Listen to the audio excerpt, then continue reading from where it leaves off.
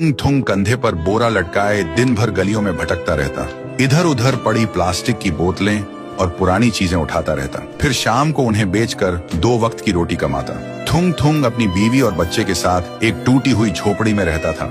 गरीबी इतनी थी कि कभी कभी नमक रोटी भी नसीब नहीं होती थी। भूख मिटाने के लिए पेड़ों के पत्तों का सहारा लेना पड़ता। फिर भी थुंग थुंग ने कभी चोरी का सहारा नहीं लिया। एक दिन थुंग थुंग थका हारा श्मशान के पास बैठा था। शाम ढल चुकी थी और हवा में जले हुए लकड़ों की बू थी। तभी उसे मिट्टी के नीचे से हल्की सी रोशनी चमकती दिखी।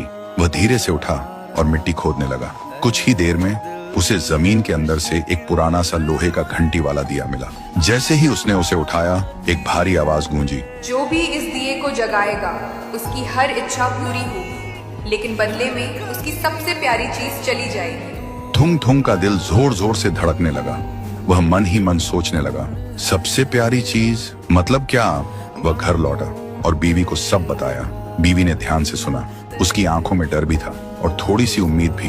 फिर बोली, 3 दिन से बच्चा भूखा है, क्यों ना पहले खाना मांग ले।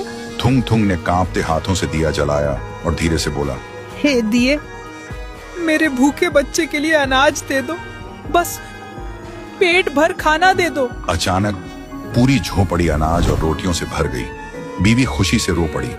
लेकिन उसी रात थुंग थुंग ने देखा उसका बच्चा चुपचाप कोने में बैठा है और उसे पहचान नहीं रहा। सुबह तक बेटा उसका नाम भूल चुका था। थुंग थुंग टूट गया, लेकिन घर में अनाज था और भूख खत्म हो चुकी थी। उसने खुद को समझाया, बाद में बच्चे का इलाज करवा लूंगा। फिर उसने सोचा, एक और बार इस्तेमाल कर लेता हूँ। इस बार उसने मांगा, हे दिए, पक्का मकान और दुकान दे दो। पलक झपकते ही टूटी झोपड़ी की जगह एक सुंदर पक्का घर बन गया और बगल में भरी हुई दुकान खड़ी थी। थुंग थुंग खुशी से बीवी के पास दौड़ा, लेकिन उसने देखा उसकी बीवी पत्थर की मूर्ति बन चुकी थी। थुंग थुंग चीखता रहा, रोता रहा और कोने में रखा वह दिया हंसता रहा, क्योंकि शर्त वही थी, हर बार सबसे प्यारी चीज खोना। अब थुंग थुंग के पास बड़ा घर था, पर वह पूरी तरह अकेला पड़ गया था। वह रोते हुए पत्थर बनी बीवी को गले लगाकर बोला, मुझे ये अमीरी जिंदगी नहीं चाहिए। मेरी बीवी और बच्चे को पहले जैसा कर दे, भले ही हम भूखे रहें। दिए की हंसी अचानक रुक गई। एक तेज रोशनी हुई।